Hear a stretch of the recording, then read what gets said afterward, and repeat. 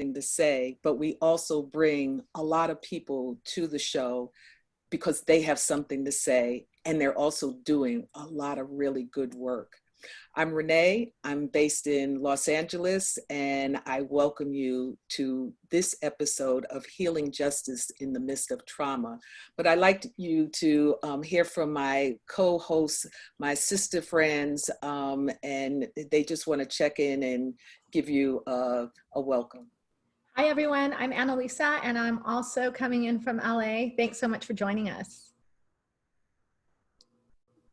Hi, everyone. It's me, Gabby. I'm coming in from Houston, Texas, originally from LA, though. Thanks for joining us. Hello, I'm Melissa, coming from Orlando, Florida. I work in LA.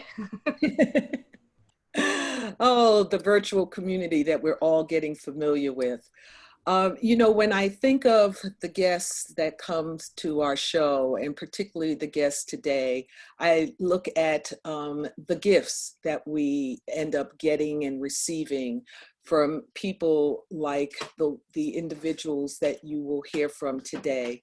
They are amazing, amazing individuals, and they are focusing on healing justice in the midst of trauma.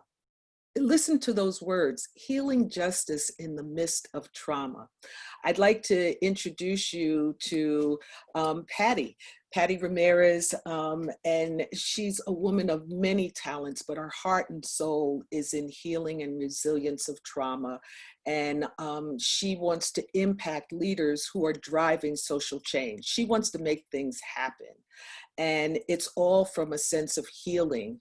I might want to add radical healing, and which encompasses radical self-care. And you'll hear more about what Patty is doing as the show progresses.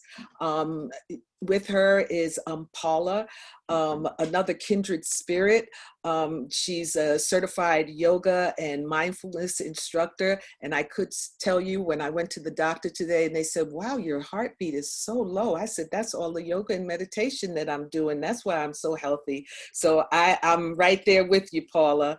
But the thing that I'm really loving about the yoga community, they are moving it into the trauma domain. And Paula will share some of her work with us as well. And then we have LaNaisha, and LaNaisha's work is all about survivors, and particularly crime survivors, and really helping us think about their safety and the justice that they deserve, doing some powerful, powerful work advocating for survivors and impact that people can have on the hopes of others and how we can create healthier communities. And so I hope you can see the common thread. It's about healing, and it's about creating healthy communities. Patty, could you kick us off and talk a little bit about the work that you're doing and the work that the collective is doing? Because I think the audience will benefit from just starting to learn, what does it mean, healing justice? What does that mean? Yeah, and thank you again for having us. I'm so honored and excited to be with my own sister friends as well. The universe brought us together, to be honest, and we have joined forces to help further the work of trauma-informed LA. But our lenses have brought us to the perspective that it's not enough to be trauma-informed. It's not enough to ask the questions, what happened to you? Now we need to push it forward. We need to really think about what's right with you. What are your strengths? And what does justice look like, right? So healing justice really is a framework that is evolved from trauma-informed paradigm, if you will. And it really looks at the needs of the community, right? So that's the first thing. It's driven by the community. They are the experts of their own experiences, and they get to name harm, but they also get to drive solution making. And so I think respectively with all of our work, we've been able to do that. And we continue to push the envelope and think about how can we be innovative? How can we transform systems that, first of all, were not made for us, right? We're all women of color here. were not made for us. And even in particularly my work looks at for those of us that have been impacted by systems of oppression, by white supremacy, by racism, how, and we're combating these systems every day as work, right? Social change work. We're being re-traumatized on an everyday basis. How can we change that? Especially when we are in social change organizations that are trying to drive change for the community, but unintentionally ends up replicating harm. Yeah. Yeah, I think one of the things you said, Patty, that's so strong was this whole notion of strength and justice. And you kind of asked, what does we get to define harm, but we also get to define like what justice looks like. And, LaNaisha, in particular, in your work with survivors, could you talk to us a little bit about what justice looks like to those survivor communities you work with? I think that for me in the beginning is just being able to identify as a survivor. Some of us come from communities that are so impacted with violence and crime that we don't identify, and the term victim can have a negative connotation. So what I've learned just with working with Crime Survivors for Safety and Justice is safety doesn't look the same for everyone. What makes you feel safe in your community may not make me feel safe in mine, and vice versa. I'm with Patty. It's important that people are allowed to be a part of these conversations when laws are created or initiatives are passed, or even like when RFPs are put out for nonprofit organizations who do the work with the community. It needs to be more community voices at the table until there's a new table rebuilt. Yeah. Yeah, I can't tell you how to feel safe. You can't tell me. I just feel like, maybe a heavy police presence in your community makes you feel so much better. But for me, it could be frightening for people in my community to walk out and say, why are there so many of them here? Are they going to do this to us? So I just think that people need to understand that safety does not look the same for everyone. Yeah, I think that's such a important point. When you are, especially right now, so, I think that the pieces that you guys are bringing to us really speak to what is going on in the streets, in homes, in communities right now, and how that looks. Paula, what are some of the things that you're seeing in your own practice that are helping maybe with these areas of safety? I think that thread that's been started that we're all kind of webbing together is so key, because what LaNaisha said is vital. What is my feeling of safety? What is my experience of that? And if I don't have language, if I have no experience of it, as I'm fighting, it becomes this ideal. And as these systems don't respond to it, it then can seem unattainable. Right? And so when we talk about the nervous system, especially from the mindfulness, the yogic perspective, when we talk about our capacity to recharge as being highly sensitive healers, because I feel that the strongest communities are communities of color because of that intergenerational trauma component, intergenerational resilience. So we talk about just gene expression. How do I turn on the genes that remind me of those healing capacities? And when we talk about mindfulness, it's how can I carve out something that's already there and awaken to it? And every single person has it. And the big lie of these systems is that you don't.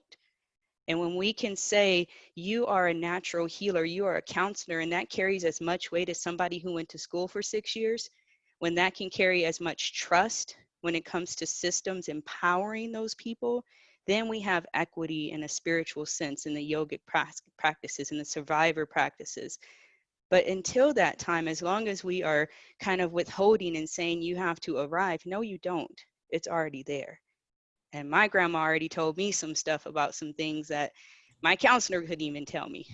So there is so much inherent knowingness and wisdom, and it's already happening. There's already peer counseling that's happening. We, outside of that cultural, we get caught up in these professional titles, aren't seeing the relevance of that and exactly how powerful it is. Or it gets co-opted and it's like, oh yeah, let me bottle that up, not give you any credit for it or any legacy behind it, and acknowledge the lineage. So I feel that when we remove the obstacles to this already present healing nature, everyone wins. So very So true. You used a word, resilience. And lately I've been reading a lot about building my resilience and finding resilience in a workbook. And how do you all build resilience in the work that you do? Or what does resilience look like to you? Because as you're saying, we have it inside of us. We have the gifts. We just need to bring them out. I'll just start since I was the last person, like on the soapbox there. And like, thank you for bringing that up too, because like we use that word, like Patty and LaNaisha and I were talking like on our last meeting group of how that word, it just has gotten so wordy, and it just becomes another like mental health catchphrase. And so then you're just like, shit, like, excuse my language, sorry. Like, what is that, right? And so people are just like, yeah, that's some other stuff that doesn't apply to me. And so I love that you asked that, because it really is that innate ability to manage and handle all of the stresses in life. And when you're resilient, you can look at the racial trauma that's happening. You can look at the contingencies that you have to make if you're going into certain neighborhoods or interacting with certain systems. You can take all of that and still have a core sense of identity that says, and all that stuff, almost curse again, is not mine. All of that mucky stuff that you're trying to put on me, you can take it right back, because my body, my inherent wisdom will not allow you to affect me anymore. And my own body and my own movement and my own dance, when we come back to build those capacities, that's resilience. It's you being able to manage your life, your choices, and have that autonomy of self to achieve your own greatness. Paul, this morning I was having this really great conversation with a friend of mine who's going through some personal stuff in her life. And she was telling me, I said, how did you know, this relationship that you're talking to me about was over? And she said, well, I mean, I'm a woman of color and I am told to be quiet so many times in my professional and kind of social life. There's no way I'm going to let it live in my house too. And, that is, to me is like kind of that resiliency that you're speaking about. Like it's there. We got to just kind of remind ourselves, that we got it. We got it. Yeah. Exactly. We got it. When I hear you, Annalisa and Paula, I'm seeing, that's what true freedom and liberation is. It's on one hand, it's the speaking out, it's saying no more, enough is enough, but it's claiming, your strengths, your healing power, if you will, so that you can live the life you want to live. Your story, and you can manage it in the way that gives you strength, you're not damaged goods, and yes, we're strong, we're powerful, we're brilliant, and we're beautiful. And I'll put bold in there, but this is, I'm going to tell you, in these few moments has been a healing conversation for me. Such a healing conversation. Gabby, I know you want to get into the conversation, so come on, girl.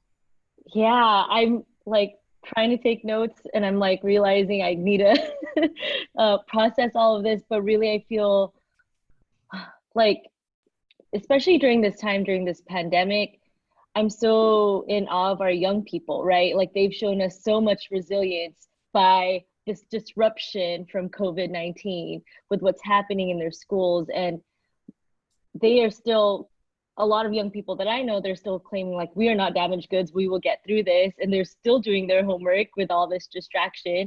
And my question for you three is, how are you navigating through this pandemic?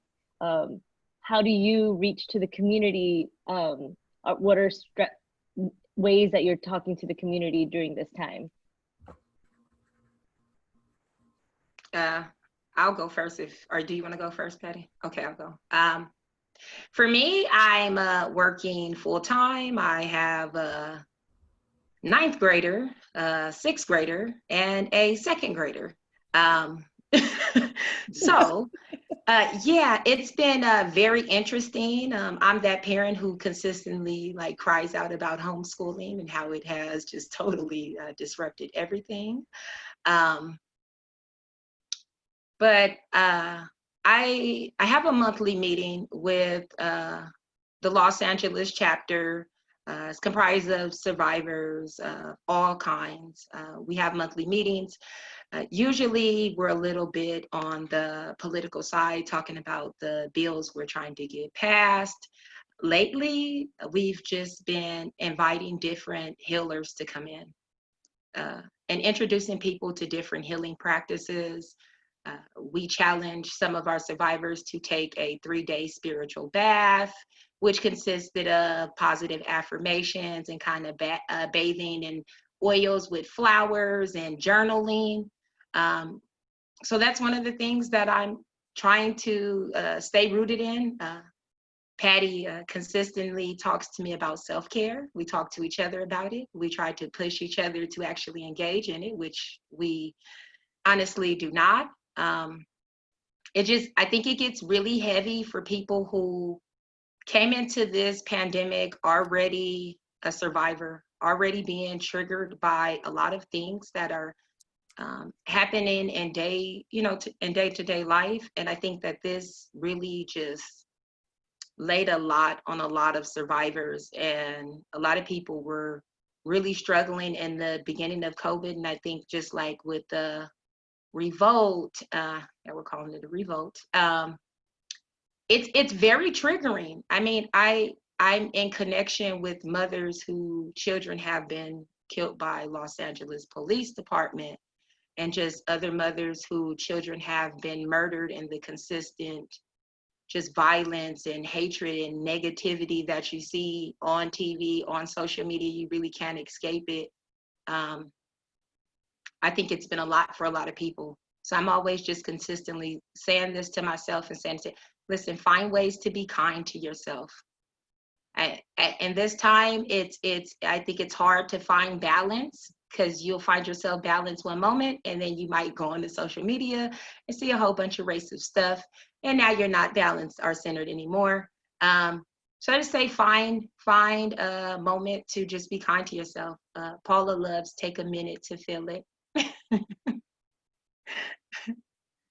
I would love for Paula to explain that, but one of the things that I've noticed, and so I'm a student right now, and trying to navigate that in the midst of a pandemic, of everything that's happening. And then for me, it's like, I call them my colleagues. All of my colleagues are home. And so that's been, interesting to kind of navigate. And I think what's really helped me in my self-care has been embracing the healing piece for myself, and also embracing myself as a healer, which I've been a student for I went to my doctorate program right after I graduated from my master's. So it's been nonstop. And so for me, it was like, okay, like you're not just, I call myself earth and sky. Like I'm not just earth, I'm also healing, I'm also divinely guided. And so this has been a time for me where I've embraced my creativity. I've sent them drawings of myself that I've done, digital art. I've created and launched my own brand, which I'm excited to share in a bit, but it's how I practice community care and collective healing. Because for me, my peace of mind is really rooted in being able to transform trauma into healing. And so I've tried to find ways to do that, including, leaning more into my tarot gifts and leaning more into my Reiki healing, which I'm certified, Renee was not kidding when she said that I wear many hats, but ultimately it's for the same purpose, to really help connect others to their healing and their magic. But Paula, you really need to explain that. Take a minute to feel it. That's a good one. At your request, both of you. It is like one of the easiest things to do. And it's kind of like I recommended family members, and it's so easy to share amongst each other, like, you know, family that needs it. And it's simply just taking a minute to check in with yourself and kind of just seeing, what am I actually feeling, whether that's annoyed or angry or disgusted or exuberant and joyful and silly, whatever it is, just notice it and deepen that breath with full presence for just a minute, right? Just one full minute of just you and what you're doing. And sometimes one of the more powerful things is, what do I need? Because our intuition will tell us. The second I ask my body that question, what do you need? It'll be like, my lower back hurts, my hip is bothering me. Like, you need to sit down. That's what you need. So maybe that's it. So I'm going to sit down and I'm going to notice those sensations of discomfort. Right? I'm going to keep staying present with that. I'm sorry, hip, that I had to like have you yell at me. Okay, but for one whole minute, you have me, you have my attention, and we're making a relationship together. If I run into somebody that I knew in first grade, I wouldn't call them my friend. I haven't talked to them in years. But with our body, we don't have a conversation. We don't have the relationship yet. We expect there to be trust and communication. And it doesn't work that way. Your body's like, you've been ignoring me, going to the gym, doing these poses. So taking 1 minute to have kind of a dialogue, but really an experience of yourself. So, which can expand into all kinds of stuff. Well, I hope everybody was really connecting to that 1 minute, because you guided us through it. And I was feeling my hips and my lower back and my shoulders, my shoulders a little these shoulders. Right. Oh, my sisters, I felt it. I felt the healing. I felt the power. I felt Audre Lorde. I felt, all of her words that she has sort of shared with us about the power of being deliberate and afraid of nothing and being intentional. I felt it. I felt it in every single word that you laid on us today. So powerful, so special. You all are healing warriors. And it's just so magical to be in the space of, we would say like-minded people, but like spirits, and when that connection is there. And your work is spreading and your work is powerful. And, it's like, oh, I could just bathe in this for quite longer. But I want to give you all a moment to do what we call a shout out. And whatever comes to mind, whatever that body is feeling or wanting to say, I want to start with Patty and just give you an opportunity to give a shout out. Yeah, I mean, I would love to invite you all to our next episode for Our Stories Matter podcast. You can follow us on Instagram at Our Stories Matter podcast, and we'll put the link below. But we're actually going to release an episode with a USC-based student campus group named Unchained Scholars, and so they have all been impacted by mass incarceration, and they're going to share their story, which will be featured and will be released on Sunday, this upcoming Sunday, June 28th. And aside from that, I wanted to just shout out, my brand. I'm really excited to share that with you all. Like, it was born out of collective healing and collective care and radical self-love and radical self-care in mind. And so I invite you all to check my brand out. I make candles and soaps, and they're all handmade and powered with affirmations, intentions, and ancestral healing. and of course a little bit of brujita magic. So please check it out, and if you connect with it, I would love for you to take one of those items home with you. And aside from that, thank you to my sisters for being my support system. We talk pretty much every day, and we have a standing weekly meeting where we just talk about everything, and that's been a saving grace, to be honest. That's sisterhood has been my self-care. Nice. I love you all. Patty, give us the name of your brand, and we're also going to feature it on our new marketplace at Keeping It 100 Solutions. Yeah, Let us know the name. It's Wild Luna Botanicals, and you can find it at www.wildlunabotanicals.com. Great, thank you. LaNaisha, what's your shout out? Okay, so my shout out is going to be for 2 different events.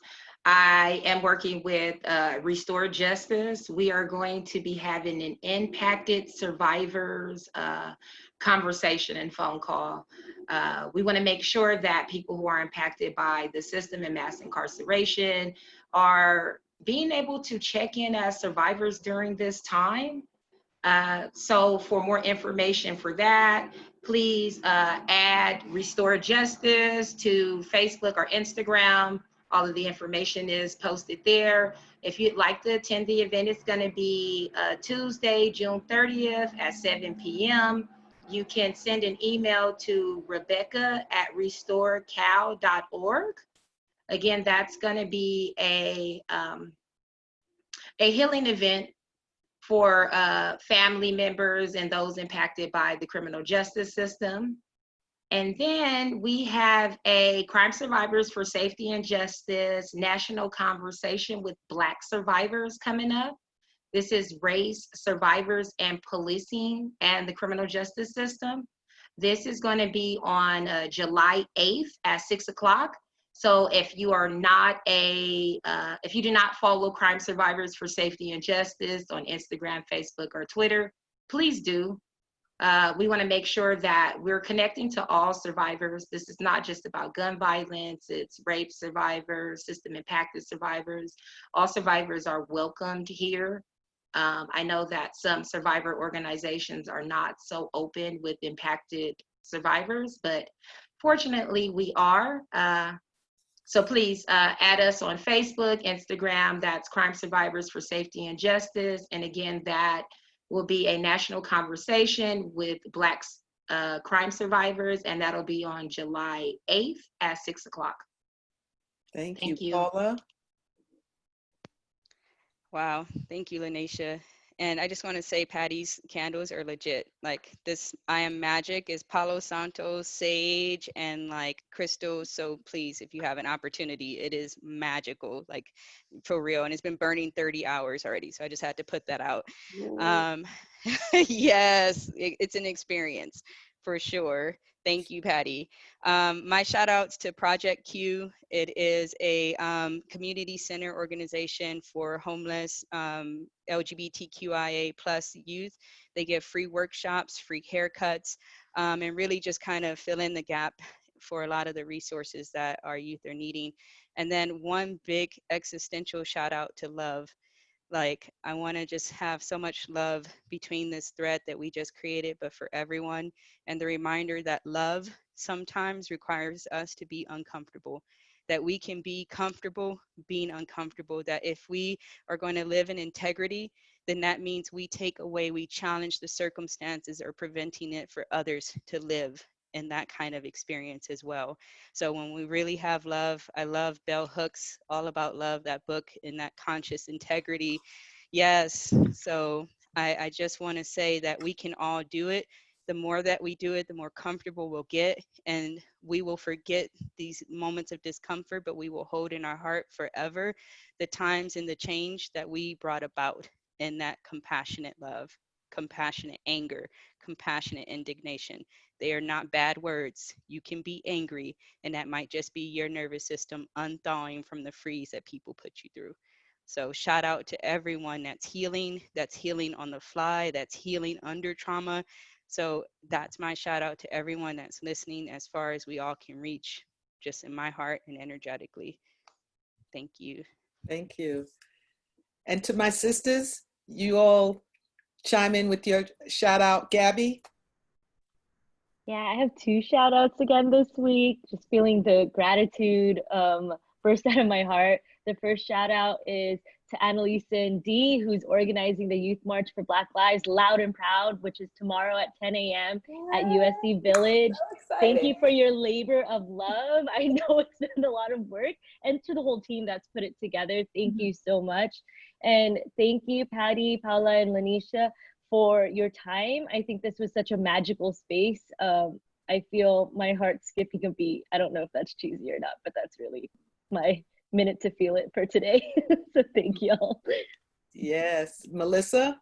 I'm going to jump in and give a shout out to Susie Hess, who is the co-founder of Trauma Informed LA and our co-advisor for Unchained Scholars at USC. Thank you, Susie, for bringing these amazing folks to us.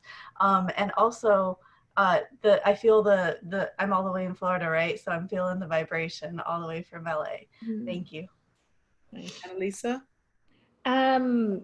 I don't know. I had a shout out ready, but when Paula mentioned bell hooks, oh my God, everyone go read it. It's a trilogy, all about love, Black love, and communion. Every woman should do that for themselves. And I think also, I just want to give a shout out to, this survivor work that is being done by so many different organizations. I was talking to a friend of mine from Californians for Safety and Justice, and she said they are calling thousands. You guys are calling thousands of survivors every day just to check in with them. And I don't know anything more powerful than connection. So shout out to all the work that's being done. And I'm going to give a shout out to all of my sisters on this particular show. Gabby, Annalisa, and Melissa, who I get to co-host with every week, and to Patty, LaNaisha, and Paula. You are part of my sister circle. My shout out is one of remembrance, and to remember the power of self-healing, self-love, the deliberation and the intentionality of preserving this gift called life. And we are indeed all gifts. And I shout out across these airwaves to say that this is our time, folks. This is a time for awakening, and this is a time for reckoning. But this is the time to dance in your spirit and your power to bring about change, and it will happen. Peace out, everybody. Peace and many, many blessings. Thank you. Thank you.